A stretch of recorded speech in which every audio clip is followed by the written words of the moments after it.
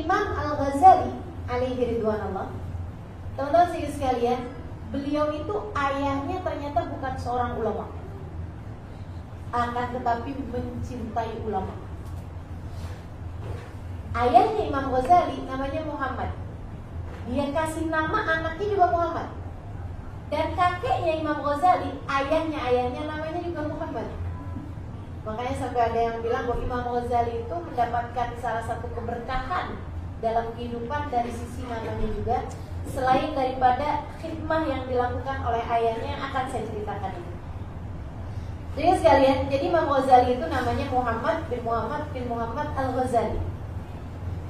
Ayahnya adalah orang yang kerja sebagai buruh, pembuat pemintal kain. Pemintal kain dari ghazal, dari wool, dari domba, dibuat buat baju tuh. Nah, itu pekerjaan ayahnya. Akan tetapi bersama dengan pekerjaannya yang seperti itu, beliau sangat amat mencintai para ulama. Sehingga setiap kali ada ulama datang ke negeri dia, datang ke kampungnya, dia akan tinggalkan seluruh pekerjaannya untuk berkhidmat kepada ulama tersebut. Apa aja yang dia boleh buat? Dia sapukan lantai yang mau dibuat kajian, dia bersihkan cawan, dia bersihkan gelas yang mau dipakai buat minum, gitu. Dan kalau majelis pun seringnya ayah Imam Ghazali bernama Muhammad bin Muhammad ini tidak hadir duduk di majelis tersebut, tapi di dapur. Apa yang dia buat? Dia bikinkan minum untuk mereka itu. Dia ambil, dia bawa yang boleh dibuat itu. Dia punya sedikit uang, dia pakai kan, tehnya misalnya, atau kopinya misalnya, atau susunya dia beli gitu. Dia tuang-tuangkan di gelas-gelas, dia sampaikan kepada semua yang hadir di majelis tersebut. Dia bekerja dengan hikmah kepada para ulama, sambil berharap-harap, ya Allah, saya bukan ulama, tapi saya cinta kepada ulama. Ya Allah, jadikan anak saya nanti ketika saya menikah dan saya punya anak, jadikan dia seorang ulama.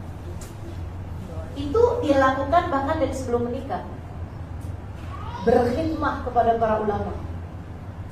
Beliau akan rapikan kasutnya seorang ulama, begitu. Dan setiap kali berjumpa dengan ulama manapun, dengan syekh manapun, dengan guru manapun, dengan ustadz manapun, beliau akan menangis dan berdoa, meminta kepada orang tersebut untuk mendoakan. Doakan agar saya punya seorang anak yang menjadi ulama. Allah tidak tanggung-tanggung, saudara sekalian, mengijabah doanya ayahnya Imam Ghazali. Dijadikannya anaknya Hujjatul Islam, ulama terbesar sepanjang sejarah umat manusia, Al-Imam Al-Ghazali alaihi ridwanullah. Siapa yang tak kenal Imam Ghazali? Padahal sudah hampir 1000 tahun dari keberadaan beliau sampai dengan sekarang. Akan tetapi kitab-kitabnya terus tersebar. Akan tetapi di mana-mana tempat orang masih mengkaji ilmunya Imam Ghazali. Dan subhanallah, sampai dengan sekarang selalu ada saja orang-orang yang mengirimkan doa dan sekurangnya suratul Fatihah kepada Imam Ghazali setiap kali mereka mengkaji kitabnya.